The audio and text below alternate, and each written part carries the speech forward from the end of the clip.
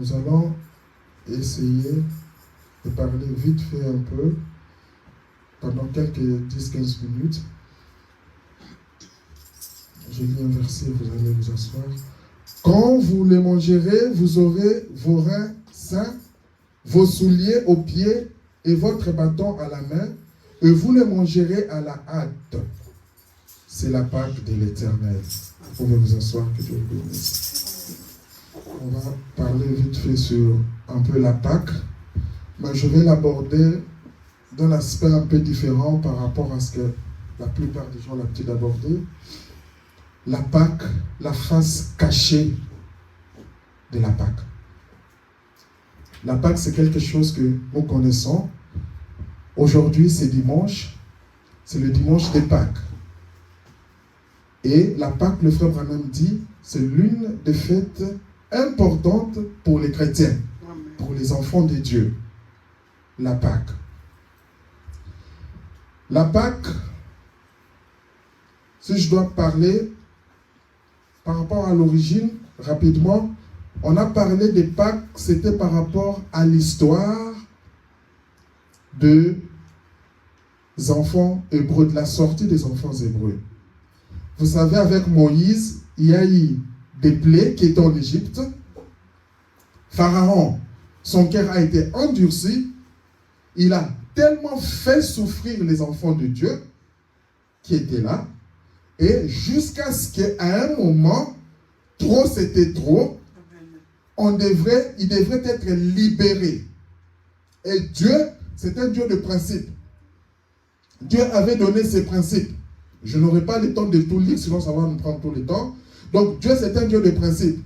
Il leur avait donné le principe à observer pendant la Pâque. Quand vous lisez la parole, c'est dans Exode 12. Si vous lisez tous les chapitres, vous allez comprendre, c'est là où il en parle.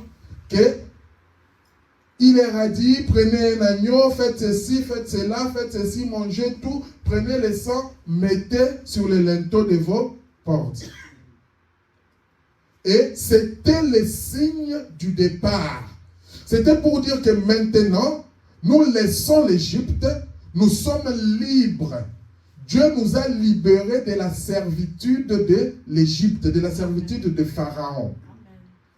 Donc, c'était pour commencer une nouvelle marche, c'était pour commencer une nouvelle vie. C'était la victoire pour Israël. C'était ça la Pâque. Et c'est ça la Pâque.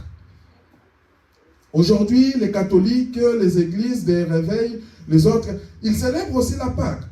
Mais nous verrons ça plus tard, dans les jours à venir, qu'ils fabriquent des choses de la peine de Pâques, des poussins, de ceci, cela, tout ça. Mais ça n'a rien à voir.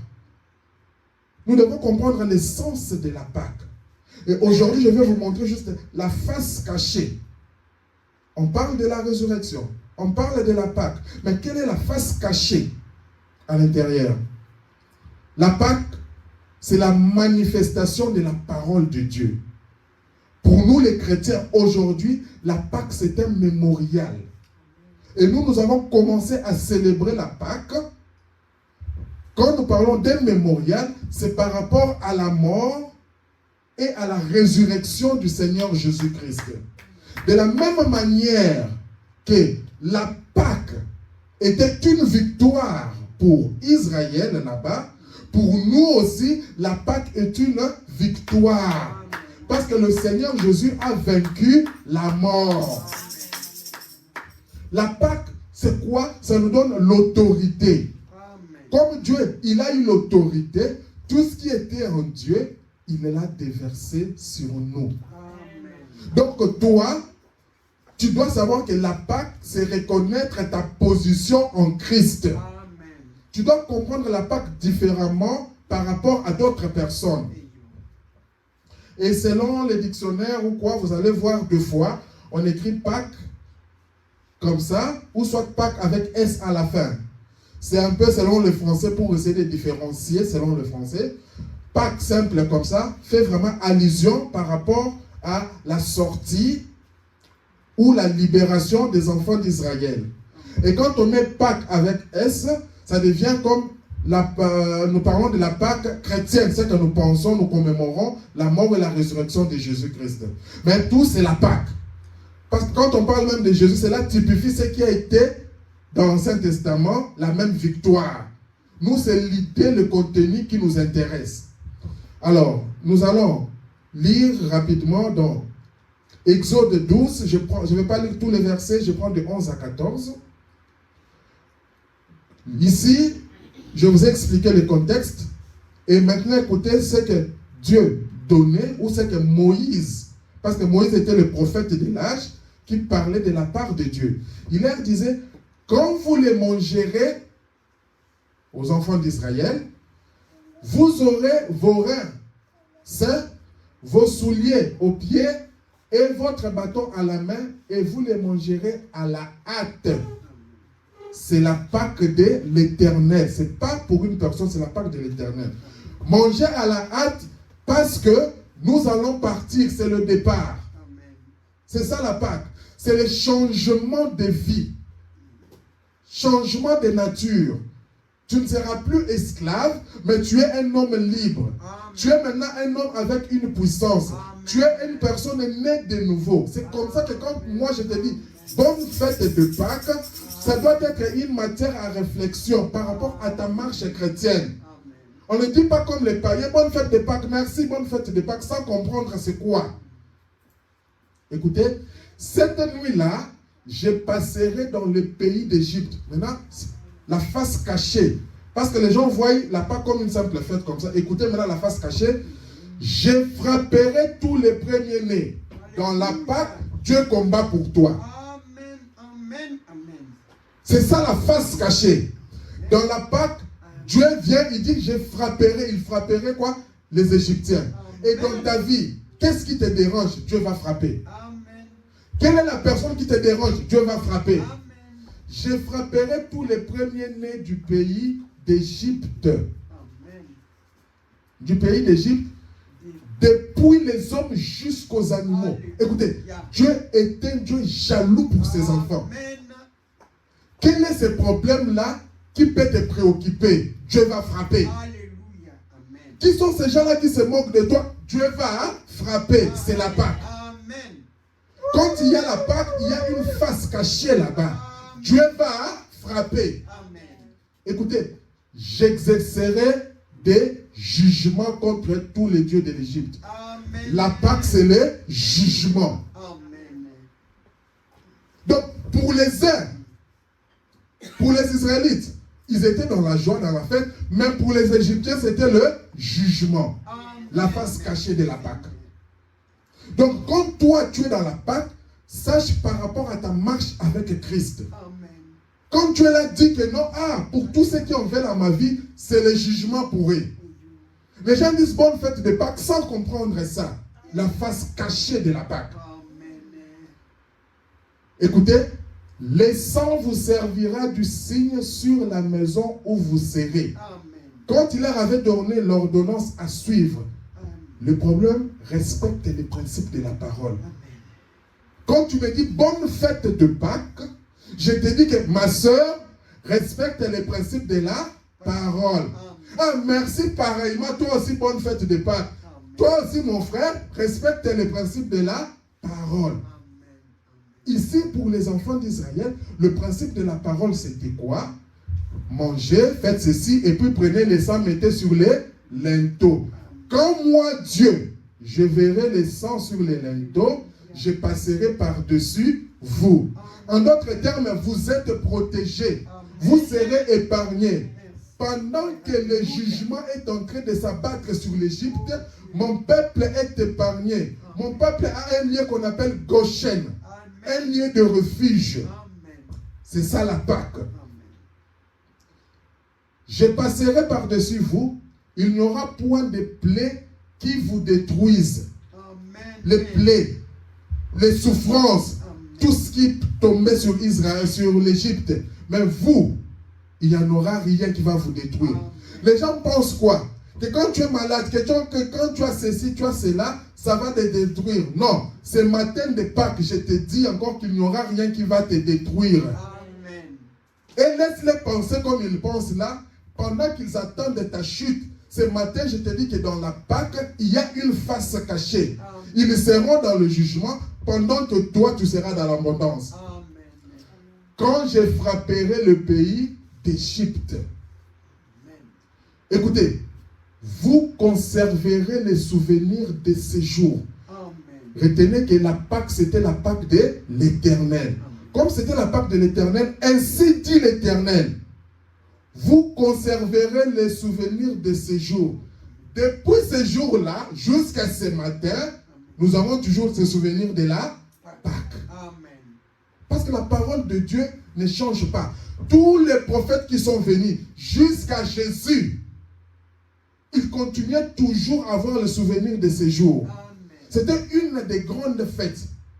Mais malheureusement pour les pharisiens, ils les prenaient maintenant comme une fête ordinaire. Ils sont habitués avec ça. Ce matin, je te dis qu'on ne s'habitue pas avec la Pâque. La Pâque était mémoriale. Revois ta marche avec Dieu pour que la Pâque soit bénéfique pour toi.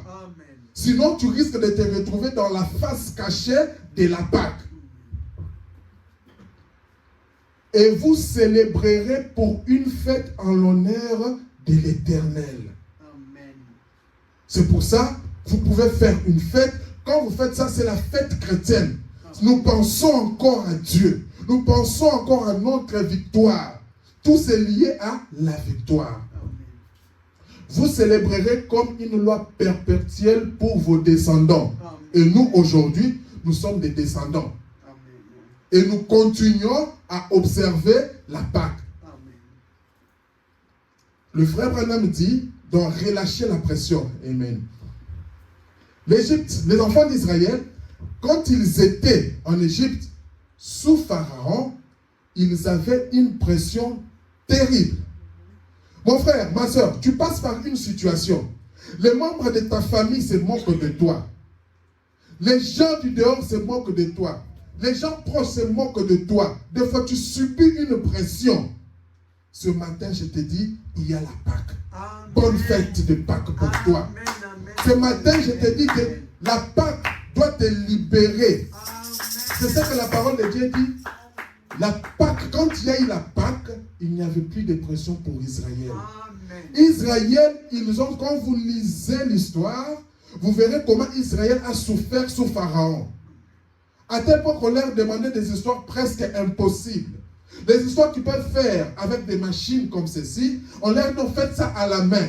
Les histoires qui peuvent prendre 30 minutes, ils étaient obligés de faire toute une journée pour ça. Ils étaient sous une pression terrible. Mais quand la Pâque est arrivée, c'était la délivrance totale. Amen. Pas de pression pour Israël. Écoutez, ils pouvaient relâcher la pression parce qu'ils étaient en sécurité sous le sang. Je ramène ça de nos jours. Avec la mort et la résurrection de Jésus-Christ, qu'est-ce qui va te mettre encore sous pression?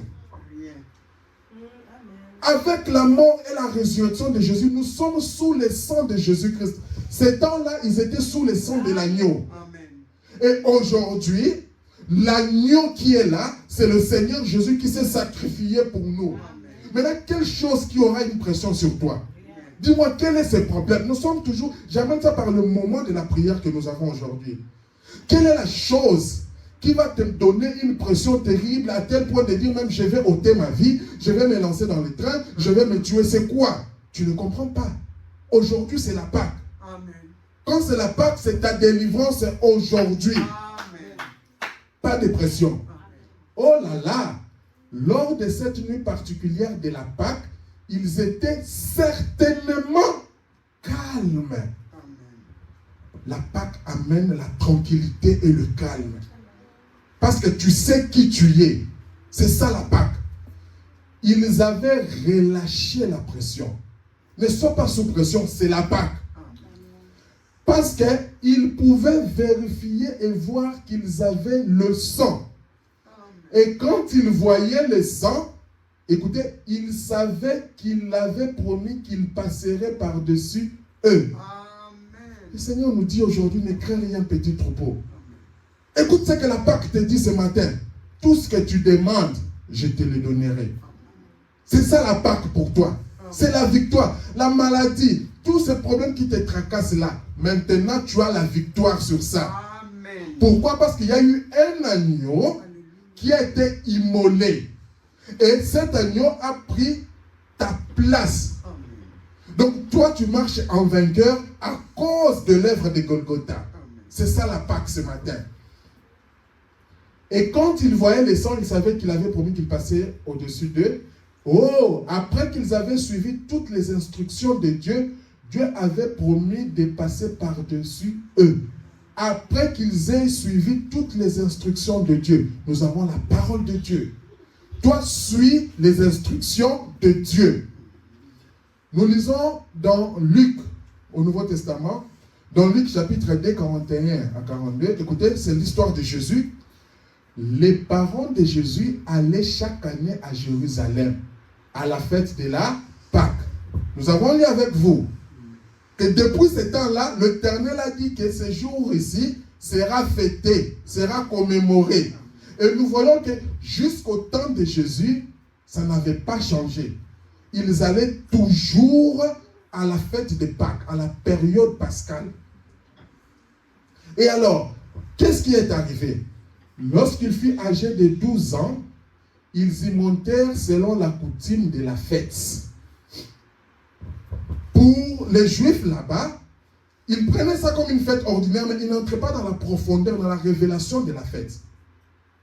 Maintenant, quand Jésus est arrivé, il est parti à cette fête de Pâques. Je vous épargne la lecture, je vais sauter. Mais nous allons voir qu'à ce moment-là, Marie et Joseph, ils ont fini leur cérémonie, ils sont rentrés. Et ils se sont rendus compte que Jésus, l'enfant de 12 ans, n'était pas là. Paniqués. Pendant 3 jours, disparu. Ils ont commencé à demander chez les amis, vous avez vu Jésus? Vous avez vu Jésus? Non. Bon, ils ont dit, comme nous ne l'avons pas vu, le seul endroit où nous pouvons le rencontrer, c'est là où nous étions rassemblés au temple. Ils sont rentrés au temple. C'est là où Marie arrivait. Écoutez, maintenant la Pâque en personne était là. Marie arrivait. Il trouve Jésus. Jésus ne faisait pas de vie sale. Mais il a trouvé Jésus en train de parler avec les sacrificateurs. La parole qui est en train de démontrer la puissance de la parole. La parole qui était manifestée à l'heure. Maintenant, il suffisait d'avoir la révélation pour comprendre que la Pâque là, la parole là, c'était là présent. Mais malheureusement pour les sacrificateurs qui étaient là, ils n'avaient pas cette révélation. Alors, nous lisons dans Luc 2, 46, 50. Au bout de 3 jours, ils les trouvèrent dans les temples, assis au milieu des docteurs, écoutant et les interrogeant. Un enfant de 12 ans. Ils ne pouvaient même pas se demander, un enfant de 12 ans, tout ce qu'il sort ici, ça peut être qui? Non, ils étaient aveuglés. La face cachée de la Pâque. C'était pendant la période de la Pâque. Pendant que pour les uns, il ouvre les yeux, pour les autres, ils sont aveuglés. La face cachée de la Pâque. Tous ceux qui l'entendaient étaient frappés de son intelligence et de ses réponses. Écoutez, 48. Quand ses parents les virent, ils furent saisis d'étonnement. Même les parents, ils étaient étonnés. Et sa mère lui dit, mon enfant, pourquoi as-tu agi de la sorte avec nous? Aujourd'hui, on allait dire un enfant impoli, un enfant ceci, on allait les qualifier de tout cela. Écoutez, voici ton père et moi, nous te cherchions avec angoisse. Écoutez, quand il y a la Pâque, là où il y a l'erreur, la Pâque corrige l'erreur. Parce que la véritable Pâque, c'était le Seigneur Jésus-Christ qui s'était donné en sacrifice, qui a été ressuscité. C'était la parole de Dieu.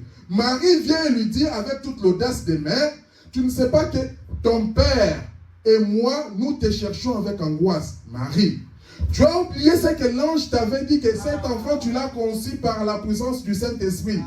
Aujourd'hui, tu dis que Joseph est le père de Jésus. Et par rapport à la parole, il n'y a pas d'amitié.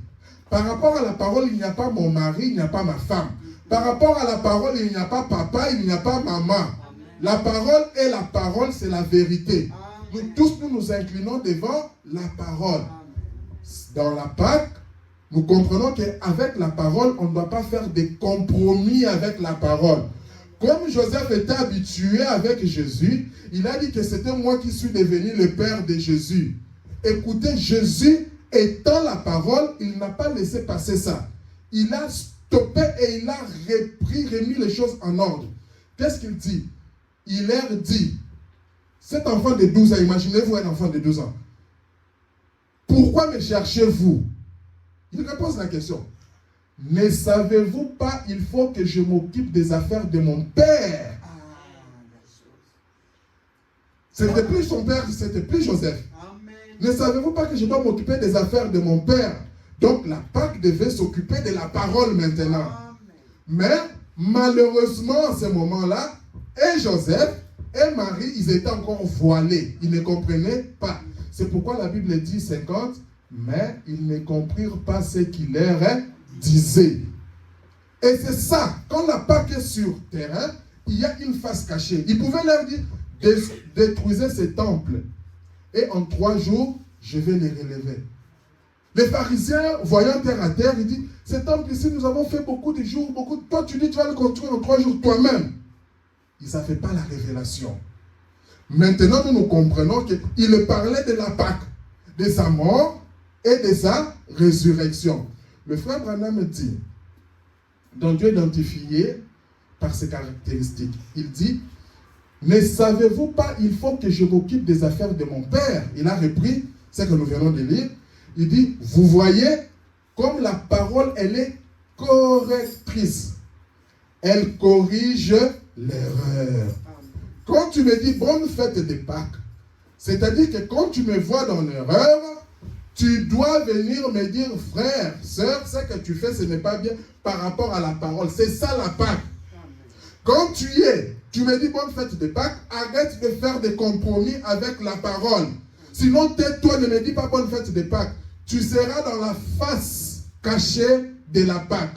Au lieu que ça soit une bénédiction pour toi, ça risque d'être une malédiction. La parole est correctrice, elle corrige l'erreur. C'était pendant la période de la Pâque. La parole corrige l'erreur. Le frère Branham dit dans le message de l'accusation, là, l'organisation la plus religieuse, les plus grandes églises de tous les rassemblés dans un lieu. Le peuple le plus religieux de toutes les races, les gens censés être des vrais adorateurs de Dieu, ils s'étaient rassemblés à leur fête religieuse la plus importante. Ils étaient rassemblés là. La purification, la Pâque, où ils avaient été libérés, délivrés de l'esclavage. La Pâque nous délivre. La Pâque nous rend libres. Nous ne sommes plus esclaves ni du péché, ni de n'importe quoi que ce soit. Nous sommes libres. Et là, à ce moment-là, les gens les plus religieux, les sacrificateurs, les pharisiens qui étaient là, ils étaient les plus religieux, ils participaient même à la fête la plus religieuse. Dans les lieux les plus religieux, c'est Jérusalem, ils ont infligé au prince de la vie la chose la plus honteuse qui se puisse se faire, de vêtir un homme et de le pendre au bois. Pendant qu'ils célébraient, parce que Jésus a été tué pendant la période de la fête de Pâques là. Donc pendant cette période-là, ils ont manqué la connaissance. Ils n'ont pas reconnu la présence de la parole de Dieu. Ils ont crucifié Christ avec une mort la plus honteuse. En effet, maudit est quiconque, ceux qui disaient la loi selon laquelle ils rendaient leur culte maudit et quiconque est pendu au bois. Il est devenu malédiction pour nous. Nous étions des pécheurs. Mais lui, Christ, il est devenu malédiction pour nous. Maintenant, toi, tu vas me donner encore quelle sorte de malédiction? Parce que lui, il a déjà pris même, parce que la malédiction, c'est la pire des choses. Il a déjà pris ça. Maintenant, toi, qu'est-ce que tu vas faire? Alors, ils ont ôté ses vêtements, l'ont battu et se sont moqués de lui. Le Dieu du ciel même, lui-même, ils lui ont enlevé ses vêtements, l'ont cloué à une croix. Là, ils le crucifièrent, condamné à la peine capitale romaine, la face cachée de la Pâque. Pendant que toi tu célèbres la Pâque, les autres te disent bonne fête de Pâques, mais en train de crucifier encore le Seigneur pour la seconde fois. Les autres sont là en train de critiquer les enfants de Dieu. Les autres sont là en train de commettre des problèmes, des péchés, des compromis avec la parole de Dieu. Et tu as l'audace de me dire bonne fête de Pâques. Est-ce que tu comprends qu'est-ce qu'est la Pâque? Matthieu 28, 2 à 6. Et voici, il eut un grand tremblement de terre. Écoutez, nous sommes toujours dans la période de la Pâque. Regardez ce que la Pâque a fait. Là, maintenant, nous parlons, je suis en train vraiment de sauter, nous parlons maintenant de la résurrection de Jésus. Parce qu'il est mort un certain vendredi pour ressusciter un dimanche. Et maintenant, qu'est-ce qui s'est passé dans la Pâque là? La face cachée. Il y eut un tremblement de terre, car un ange du Seigneur descendit du ciel. Quand c'est la Pâque, il y a un tremblement de terre. Parce que lui, le véritable agneau pascal là, était là. Il était en train de ressusciter. Et quand lui, il ressuscite, il y a tremblement de terre. Quand il y a tremblement de terre, c'est-à-dire qu'il y a une puissance qui est au-dessus de tout, qui est entrée en action. Si moi, je suis fort par rapport à ces tableaux, ces pupitres, je peux le bouger parce que je suis fort. Il y a une puissance plus forte qui fait en sorte que ça puisse trembler. Écoutez, son aspect était comme l'éclair, son vêtement blanc comme neige. Écoutez encore la face cachée de la Pâque. Les gardes qui étaient là, qui n'étaient pas dans le plan de Dieu, tremblèrent de peur. La Pâque apporte la peur, la face cachée. Et devinrent comme morts. Ceux qui veulent, qui en veulent à ta vie là, qui ne comprennent pas la Pâque là, quand ils vont venir, sache qu'ils vont trembler de peur. Il y a des histoires que Dieu va commencer à faire. Il y aura les tremblements de terre qu'ils commenceront à avoir peur. Il faut avoir la révélation de cela. C'était pendant la Pâque. La Pâque est une grande expérience pour nous en tant qu'enfants de Dieu. Mais, écoutez, la Pâque est là. Je vous ai dit, il y a la face cachée. Mais de l'autre face, les enfants de Dieu, l'ange prit la parole et dit aux femmes, pour vous, ce matin, moi je te dis maintenant pour toi, ne craignez pas. Amen. Quand moi je te dis, bonne fête de Pâques, je vais te dire, mon frère, ma soeur, ne crains pas. Amen. Car je sais que vous cherchez Jésus qui a été crucifié. Amen. Il n'est point ici, il est ressuscité. Donc Jésus là, il a vaincu la mort. Amen. C'est pour ça que nous disons que la Pâque, c'est la victoire pour nous. Amen.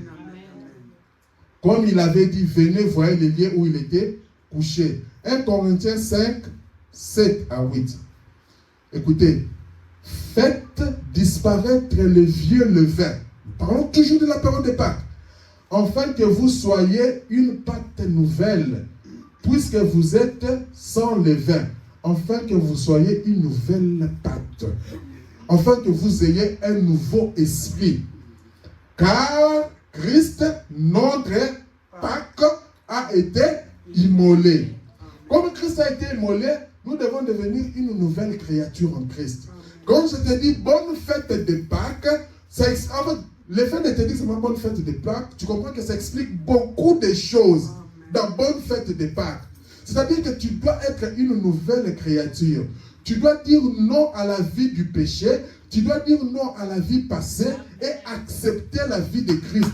Prendre Jésus-Christ, le mettre au premier plan dans ta vie. C'est ça la Pâque. Quand je te dis, mon frère, bonne fête de Pâques, tu te dis, oh, il m'a dit bonne fête de Pâques. Quand je dis merci, c'est-à-dire que j'accepte cette vie-là. Aujourd'hui, c'est le jour de la prière, je dois aller vite à l'église. Ah non, aujourd'hui, je vais dormir, je n'ai pas prié. Ah non, je dois prier. Aujourd'hui, je dois faire ceci. pour Dieu, tu mets Dieu d'abord en première place. C'est ça, bonne fête de Pâques. C'est pour ça que je vous explique ça, pour que quand moi je vous dirai bonne fête de Pâques, vous comprenez tous les messages cachés derrière bonne fête de Pâques. Célébrons donc la fête avec du vieil, non avec du vieil levain, mais avec un levain, non avec un levain de malice et de méchanceté. C'est ça que les gens font aujourd'hui. Il dit on est dans la fête des Pâques, mais avec de la méchanceté dans le cœur. Quelqu'un qui est là, il cherche à te nuire. Quelqu'un qui est là, il cherche à nuire ta vie. Mais il te dit, bonne fête des Pâques. On est dans la fête des Pâques. Mais tu ne comprends pas. La Pâque, c'est une bénédiction pour les uns, mais c'est aussi une malédiction pour les autres. C'est un jugement pour les autres. C'est ce qu'il faut savoir. Quand tu me dis bonne fête des Pâques, réfléchis 3 fois. Je préfère encore que tu te taises. Parce que tu me dis bonne fête de Pâques, tu te fais appel à ce jugement-là. Nul n'est censé ignorer la loi. Donc tu es obligé de savoir ça. La face cachée de la Pâque. Non avec un levain de malice, de méchanceté, mais avec le pain sans levain, qui veut dire la pureté de la vérité. C'est ça. Quand moi je te dis bonne fête de Pâques, je te dis mon frère, ma soeur, marche dans la vérité. Marche dans la pureté. Or, la vérité, c'est en Jésus-Christ. La pureté, c'est en Jésus-Christ. C'est pas que tu as été lavé comme ça, mais va te laver chez Jésus. Il enlève toute la saleté que tu as, toutes les mauvaises pensées que tu as. Tu deviens une nouvelle créature. Le frère Branham dit, dans Christ, sans bienvenue, nous aussi, nous avons d'autres choses que nous croyons plus importante, mon frère, ma soeur. La chose la plus importante de votre vie consiste à recevoir Jésus-Christ. C'est ça la Pâque. Amen. Quand tu crois à la véritable Pâque, c'est-à-dire la personne la plus importante dans ta vie, ça devient Jésus-Christ. Vous le croyez? Amen. Je crois que la chose la plus importante dans toute vie consiste à recevoir Jésus-Christ d'une manière normale. Et dans la première place dans votre adoration. Première place dans votre vie. Pas papa, pas maman, pas mon mari, pas ma femme. La première place, c'est Jésus. Première place en tout. Jésus-Christ mérite cette place. Ce n'est même pas une discussion. On t'informe que Jésus-Christ mérite cette place. Amen. Je le crois de tout mon cœur. Vous le croyez aussi? Amen. Voilà. Je le crois de tout mon cœur. Jésus, comme je le crois, je veux que tu occupes la première place dans ma vie. Quand il occupe la première place dans ma vie, la parole dit, cherchez premièrement le royaume des cieux et sa justice, et tout le reste vous sera donné. Voilà. C'est ça. Donc, quand il occupe la première place, le reste vous sera donné par-dessus. Ça sera un surplus qu'on te donne. Mets-lui d'abord la première place. C'est le sacrifice que tu fais. Quand Dieu regarde, c'est parce qu'il occupe sa première place. Mais, si vous ne faites pas cela, alors il prendra soit la deuxième place. Il ira dans la cave avec vous. Si vous avez honte de lui lorsque vous êtes avec les autres gens, parce que les autres, quand nous sommes avec les autres personnes, des fois on a peur de Jésus. On a peur de dire que nous sommes chrétiens. Non, non, ils vont voir mon habillement ici. Non, je dois essayer d'imiter les gens du monde. Non. La Pâque nous donne le courage. Alors vous allez dans la cave afin que personne ne vous voie. Il viendra quand même. Ah, ça devrait vous faire l'aimer au-dessus de tout ce qu'il y a au monde. Jésus avec la deuxième place. Jésus avec la quatrième place. Jésus avec la 10e place. Mais il vient quand même. Vous l'avez invité, mais vous l'avez mis dans la dernière place. Prochainement, nous verrons ça. Qu'il y a même un pharisien, un homme qui l'avait invité, il l'a mis au coin. Il a mis Jésus au coin tellement qu'elle ne prenait pas avec des valeurs. C'est là où la femme était partie pleurer. Elle a pris l'huile, tout ça, elle a mis sur le pied, elle a essuyé avec ses cheveux. Parce qu'elle, elle a reconnu la place de Jésus. Mais toi, quelle est la place de Jésus dans ta vie? Tu me parles de bonnes fêtes de Pâques, mais quelle est la place de Jésus dans ta vie? qu'est-ce que tu mets en premier? Je sais que mon Rédempteur est vivant. Nous avons vu Pâques. Pas vraiment du point de vue théologique, comme les autres qui s'expliquent là, mais nous n'avons pas vu Pâques comme une occasion de porter de nouveaux vêtements. Les autres, c'est vraiment une fête commerciale maintenant, la Pâques. Pour eux, c'est ça. Nous n'avons pas vu Pâques en termes de petits lapins et de œufs colorés.